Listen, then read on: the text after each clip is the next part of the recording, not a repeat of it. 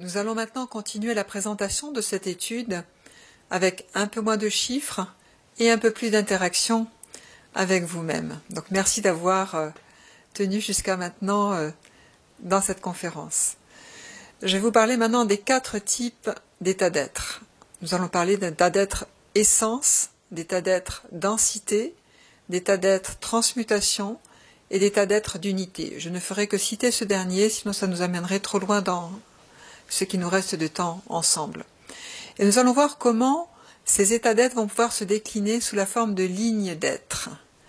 Des lignes d'être, d'états d'être, et comment dans l'humain que nous sommes, nous allons parler à un moment donné d'émotions. Comment les états d'être densité émotionnelle vont être liés à des états d'être positifs que nous allons pouvoir observer, ressentir, expérimenter. Et ensuite, nous allons voir comment ces lignes d'être et humaines vont à un moment donné pouvoir se définir et les expérimenter dans la relation à l'autre, en particulier la relation homme-femme, et l'expérimenter également dans nos métiers respectifs. Nous ne faisons pas un métier par hasard. Se pourrait-il que les métiers que nous avons choisis soient en relation avec ces lignes d'être, et que les partenaires que nous avons choisis, qu'ils soient personnels ou professionnels, soient aussi en relation avec ces lignes d'être. Nous allons voir maintenant le premier type d'état d'être que nous avons nommé essence. L'essence est un état d'être. C'est un état d'être qui est facile pour nous. C'est comme ça que nous allons le reconnaître. Un état d'être qui est facile et que notre environnement va pouvoir voir facilement pour nous. Par exemple, on va dire de quelqu'un, quel sens du partage, ou bien quel amour, quel don de soi, quel service, quelle sagesse, vous voyez, c'est quel discernement, quelle organisation. Vous voyez, c'est quelque chose que les autres vont pouvoir saluer et vont nous rendre hommage de ce que nous sommes, tout simplement, des qualités que nous avons, des qualités d'être que nous avons. Donc, quelle est votre énergie essence? Que dit-on de vous? Observez, ressentez. Que dit-on de vous? Et quelle serait votre énergie essence? Ça peut être un mélange de joie, d'amour et de paix, par exemple. Il peut y avoir plusieurs énergies essence relatives à un état intérieur qui va être son essence. Nous allons reconnaître cette essence parce que elle va nous permettre de transformer des choses dans notre vie. Vous pouvez vous entraîner si vous le souhaitez avec vos parents, vos amis, vos conjoints, vos enfants, à ressentir quelle est leur énergie essence. Entraînez-vous quand vous voyez quelqu'un et posez-vous la question, quelle est son essence? Quel est son état d'être? Quel état d'être rayonne de cette personne? Entraînez-vous à faire ça de temps en temps dans la journée. Cette énergie essence, elle va considérablement nous aider. Elle va nous aider à appréhender d'une autre façon le deuxième type d'énergie d'être que nous avons appelé densité. Les densités viennent de l'humain que nous sommes. C'est l'humain qui va ressentir ces densités. On appelle ça des énergies émotionnelles, des blessures, des traumatismes, des souffrances, des mémoires. Voilà. Nous avons énormément de vocables pour qualifier ce que nous avons appelé densité. Alors pourquoi nous avons choisi d'appeler ces états d'être des densités? Pour justement un petit peu dédramatiser et les apercevoir d'un autre angle. Donc tous les états d'être difficiles de notre vie, nous les avons appelés densité. Repérez dans votre vie maintenant quelles sont les densités ou la densité prédominante qui est récurrente et qui revient le plus souvent dans votre vie. Repérez-la. Nommez-la. Et repérez également, chez vos amis, vos partenaires, votre famille, quelles sont leurs densités. Parfois, il est plus facile aux autres de nous dire « Eh bien, ta densité, c'est la tristesse, ta densité, c'est la colère, ta densité, c'est la souffrance, ta densité, c'est la rage, ta densité, c'est l'énervement, ta densité c'est la dépression, ta densité c'est qu'est-ce qui revient périodiquement dans notre vie, le sentiment de solitude, etc. Cela va nous permettre maintenant de présenter le troisième type d'état d'être que nous avons nommé transmutation. La transmutation va être un état d'être qui au final sera positif et qui va être la résultante de l'état d'être essence que nous sommes et de l'état d'être densité. Le mélange de ces deux états d'être va donner un troisième état d'être que nous avons appelé transmutation et qui va nous permettre d'agir sur cette planète. C'est-à-dire que l'état d'être de transmutation va nous donner des qualités d'être qui vont nous permettre d'être très importantes dans notre métier, dans notre vie. Par exemple, combien d'entre vous ont vécu des choses difficiles dans leur vie? Ça peut être par exemple des séparations, des ruptures, qu'elles soient professionnelles, personnelles, et c'est dit un petit peu plus tard, finalement, 3 ans plus tard, je me rends compte que tout ce qui s'est passé était plutôt bien pour moi. Vous voyez, cette troisième état d'être que nous avons nommé transmutation, c'est ce qui va rester après que les difficultés aient terminé de nous submerger. Pourquoi? Parce que l'essence aura suffisamment imprégné, ouvert l'espace de la densité pour qu'autre chose puisse fleurir avec ce terreau qui aurait été fertile. Et bien sûr que sur le moment, ça n'est pas du tout agréable de vivre des densités, mais si quelqu'un sait qu'il est porteur d'une énergie essence, d'une énergie d'être essence, eh bien, malgré la difficulté, il va retrouver cet état d'être transformé par la densité de vie qu'il a rencontrée et qui va donner une troisième énergie qui est la transmutation, qui sera, encore une fois, une puissance de vie, une puissance d'action. Nous pourrions donc envisager plusieurs possibilités au regard de l'essence, des densités et de cette énergie de transmutation, cet état d'être transmutation dont nous venons de parler. Se pourrait-il que les densités de vie et les énergies de transmutation, les états d'être transmutation soient constitués par une ligne d'être. Et ce que nous pourrions appeler ici traumatisme, blessure, et je monte petit à petit, densité, réservoir d'énergie, puissance de vie ou d'incarnation, puissance d'action, et initiation, soit la même chose perçue avec des jeux différents, le jeu de l'humain ou le jeu de l'être, et que toutes ces trames que je viens de citer soient tout simplement des positionnements de qui regarde à un moment donné quelque chose. Je vais prendre quelques exemples concrets de ces lignes d'être.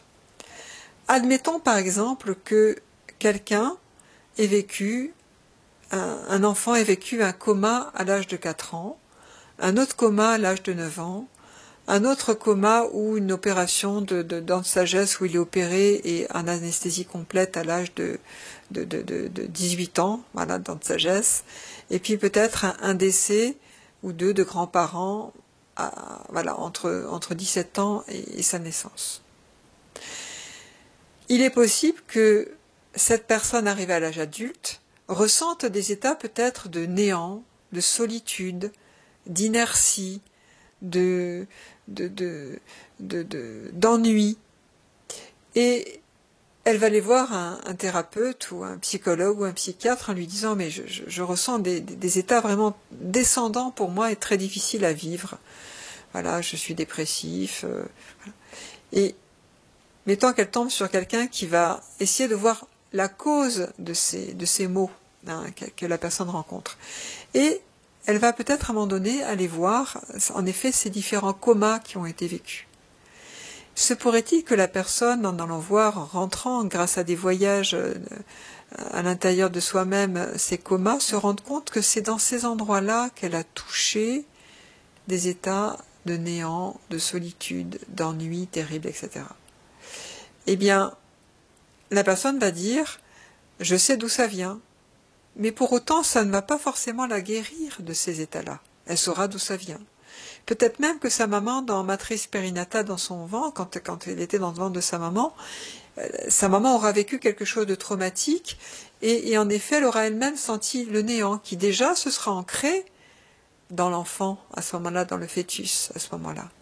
Ça veut dire que cette personne, serait-ce une fatalité qu'elle sente le néant, la solitude, l'ennui, la dépression? Et si nous regardions grâce à l'essence, si cette personne-là, elle commence à faire un travail sur elle-même en se disant « Qu'est-ce que je suis venue être sur la planète? Quelle est mon énergie essence ?» Je viens d'écouter une conférence au sommet de la conscience et peut-être que je suis quelqu'un qui ressent, qui a une essence, qui est une essence, qui crée une essence.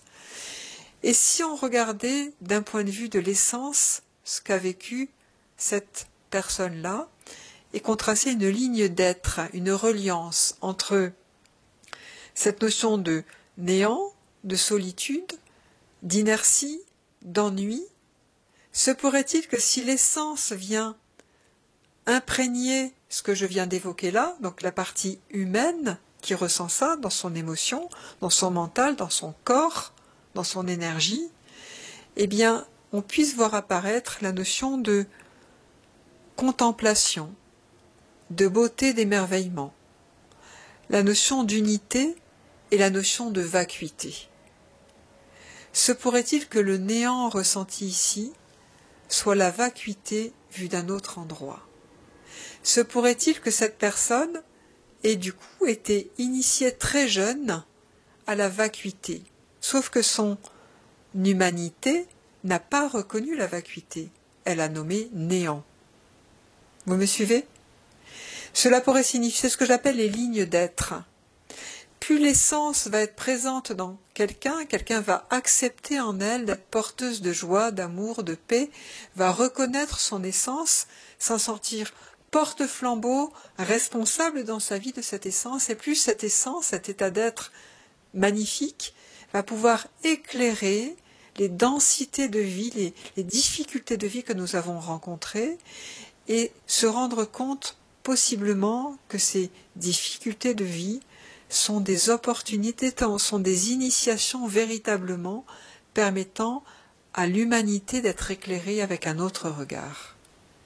Et se pourrait-il que cette personne, qui en densité avait le néant, puisse ensuite enseigner la vacuité, l'unité, la beauté, l'émerveillement à son environnement. C'est-à-dire que ce qu'elle aura vécu en densité, elle va pouvoir ensuite le transmettre bien autrement à son environnement. Peut-être en faire même un métier. Elle va enseigner peut-être la méditation, peut-être devenir esthéticienne pour la beauté intérieure, rayonner la beauté, être la beauté. À quel moment je vais faire le choix de ressentir en moi cette énergie essence pour éclairer les densités de vie afin d'en saisir les initiations et non pas de rester dans cet espace humain et émotionnel duquel, vous l'avez bien compris, la cause qui vient peut-être de la matrice intra-utérine, de la vie en intra-utérine, ou bien de l'enfance, ou bien de tout ce qu'on veut, des événements de l'enfance, ne sont pas les véritables causes de cela. Les véritables causes pourraient être que ce qui a été vécu à cet endroit-là devienne des puissances de vie et d'incarnation pour accomplir ce que je suis venu accomplir sur cette planète. Être, tout simplement. Nous allons continuer avec un deuxième exemple. Je vais citer 3 exemples concrets. Deuxième exemple. Donc, je reprends d'un point de vue de l'humain, traumatisme, blessure, émotions difficiles, densité, réservoir d'énergie, puissance de vie ou d'incarnation et initiation. D'accord ? Le chemin est dans ce sens, mais on pourrait le considérer dans l'autre sens également. Et ça va nous créer des lignes d'être. Je vais prendre maintenant une autre ligne d'être qui va démarrer par la rage, la violence, la colère, l'énervement, la force, la puissance d'action, l'énergie pure et la lumière. Ceci constitue une ligne d'être. Je peux être né dans un milieu où j'ai subi la violence, de différentes façons, où j'ai senti l'énergie de colère, de rage, d'énervement. Vous voyez, l'explosion de l'énergie, une énergie non gérée bien évidemment, par la personne. Et cette énergie-là, je peux la subir. Et je vais continuer à la subir si, en moi, je ne sens pas cette énergie essence. Comment l'énergie essence pourrait éclairer ce qui s'est passé dans ma vie, dans mon histoire? Et bien sûr que je suis porteur de ces énergies. Même si je ne veux pas, je vais être porteur quand même de ces énergies. Je peux ne pas les manifester, ça va passer à travers les enfants qui, dans peut-être 2 ou 3 générations, vont manifester ces symptômes sans qu'on sache pourquoi. Donc autant régler tout de suite cet espace-là et apprendre aux enfants, aux petits-enfants, la transmutation. Si soi-même nous faisons ça, même si nos enfants ont 20 ans, ils vont être impactés par ce que nous sommes et ce que nous faisons. Donc je reprends cette ligne d'être, d'accord, qui d'un point de vue ici non géré va donner la rage, la colère, la violence, et qui géré va donner la force, l'incarnation, la capacité de faire. Il y a des personnes, elles pensent et elles font tout de suite et c'est facile pour elles. Et puis il y en a d'autres, c'est beaucoup plus difficile de passer à l'action. D'accord? Les gens qui ont une énergie dense, en densité ont la colère, la violence ou autre, en général, sont des gens qui passent à l'action facilement. Pourquoi? Parce qu'ils ont un lien, une ligne d'être qui est présente. Donc, comment arriver à transformer ces densités humaines? Tout simplement en étant dans des énergie essence que nous allons reconnaître dès le départ et qui vont faire que la lumière, l'énergie pure, la puissance d'action et la force vont être dans notre vie. Et ces personnes-là, sur ces lignes d'être, peuvent être de véritables remparts, de véritables épaules sur lesquelles on va pouvoir s'appuyer, des personnes qui seront indéboulonnables en énergie. Pourquoi? Parce qu'elles auront été initiées de ce point de vue-là à beaucoup d'énergie. Elles auront subi de ce point de vue-là beaucoup d'énergie. Quel chemin je choisis de faire et d'être pour moi, pour mon environnement, pour mes enfants, pour tous ceux qui sont autour de nous et pour la planète. Donc, grâce à l'essence qu'ils auront bien compris et qui va transformer toutes ces densités énergétiques en état positif, ils deviendront des remparts énergétiques extrêmement puissants et cette énergie mal gérée ici sera mise au service de l'être et donc dans leur vie quotidienne ou dans leur métier ou de plein de choses. Et comme je le disais, ce seront de véritables personnes qui seront extrêmement fiables en énergie. Nous allons passer maintenant à un 3e exemple. Donc je reviens sur traumatisme, blessure, émotion, densité, réservoir d'énergie, puissance de vie ou d'incarnation et initiation. Donc l'initiation de tout à l'heure était la vacuité s'installe dans ma vie. L'autre initiation de tout à l'heure était l'énergie, je suis porteur d'énergie dans ma vie. Et l'initiation de maintenant, on va voir une ligne d'être particulière. Le désespoir, la tristesse, la nostalgie, la mélancolie, la joie, l'amour, la grâce et la félicité. Le lien entre toutes cette ligne d'être, ça va être les pleurs. Et j'ai vraiment voulu traiter ce thème-là. Combien de gens parmi vous pleurent et pleurent beaucoup? Cette énergie-là, ces états d'être-là sont la plupart du temps ce que j'appelle des états d'être descendants, ou les pleurs qui coulent. Est-ce que je pleure de tristesse ou est-ce que je pleure de grâce? Alors bien sûr, les gens vont dire, moi je pleure de tristesse, et puis d'autres, non, moi c'est la grâce. Se pourrait-il que nous ayons un potentiel d'énergie, essence, puissant qui va s'appeler la grâce et la félicité, et que si une personne a dans sa vie comme essence la grâce ou la félicité, eh bien il va bien falloir qu'elle descende cette grâce et cette félicité. Et si je n'ai pas été éduquée à être et à reconnaître la grâce et la félicité dans ma vie, eh bien, elle va se manifester sous forme d'une énergie que je connais mieux, que l'humain connaît mieux, qui vont être la mélancolie, la nostalgie, la tristesse et le désespoir. Vous me suivez ? Ce qui pourrait signifier qu'à chaque fois que des gens pleurent, eh bien, se pourrait-il que la grâce dise « je suis là, je suis là, je suis là » et qu'on ne la reconnaisse pas. Se pourrait-il que la félicité dise « je suis là, je suis là » et que nous soyons cantonnés à nos états d'être humains, d'accord, et non pas à nos états d'être essence ou transmutation. Ce qui pourrait signifier la prochaine fois que certains d'entre vous pleurent, je vous invite, mais vivement, à aller ressentir votre énergie essence, votre état d'être essence, ou à créer l'état d'être de la grâce. Et donc la prochaine fois que vous sentez que vous avez envie de pleurer, pleurez. N'attendez pas d'être triste. N'attendez pas que votre mental trouve de bonnes raisons d'être triste et donc que de générer peut-être des situations dans votre environnement qui font que vous allez pleurer. N'attendez pas que votre environnement vous rende triste. Entraînez-vous de temps en temps à pleurer de joie, à pleurer d'amour, à pleurer de compassion, en regardant une scène qui va vous toucher, en pensant à quelque chose de beau. Entraînez-vous à recevoir la grâce. Par rapport à cette ligne de vie, donc larmes de désespoir et larmes de félicité, une histoire de vie pourrait ressembler à ce que je vais évoquer maintenant. Imaginons que vous soyez né dans une famille où il y a eu beaucoup de larmes à cause des décès, beaucoup de larmes parce que vos parents ne s'entendaient pas et donc peut-être votre maman pleurait beaucoup. Voilà, beaucoup de tristesse, beaucoup de désespoir dans votre vie.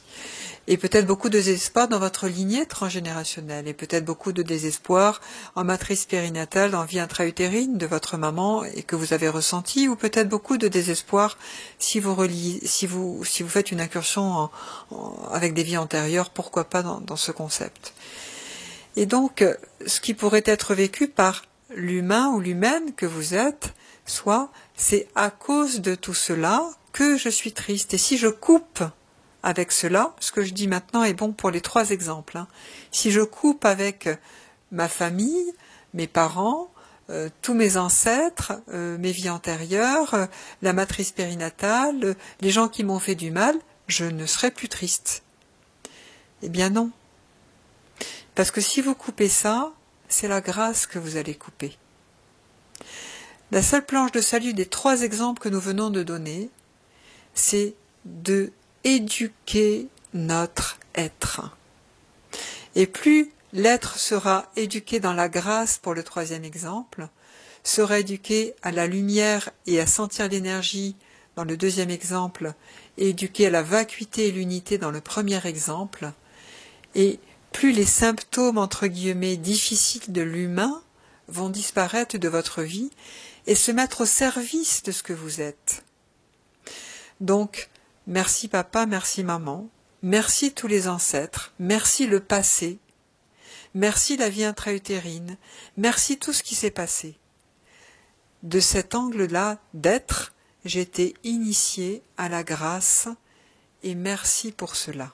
Il suffit tout simplement d'éduquer notre corps d'être, d'éduquer l'être afin que l'être humain vive en paix.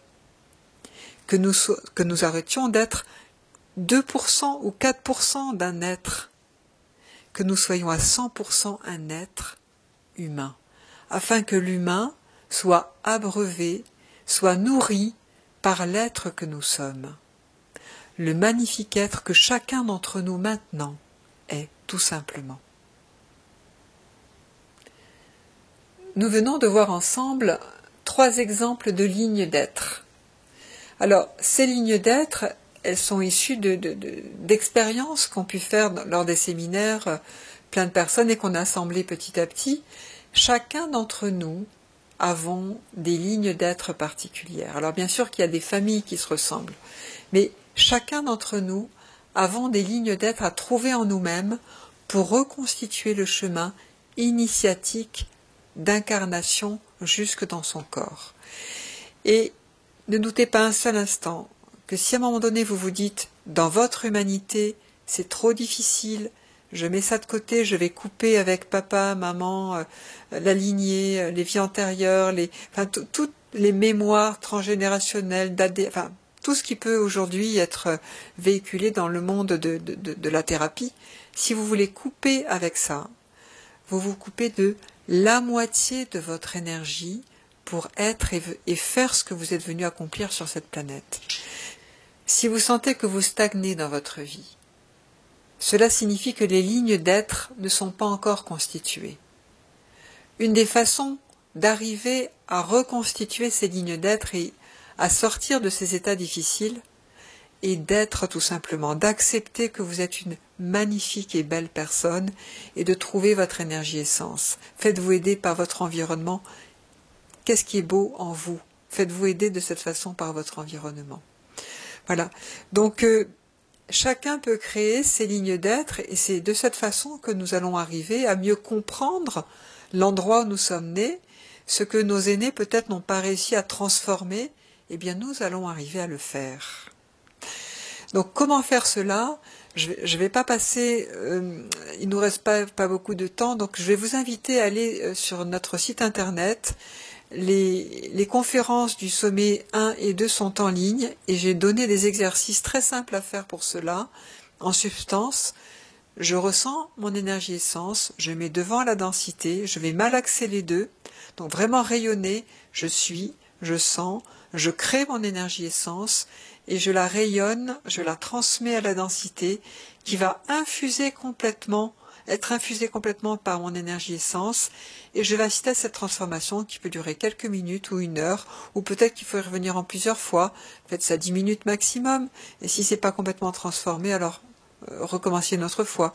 On peut faire ça donc par la visualisation, par le ressenti, par la danse, par le corps, soyez créatifs par la poterie.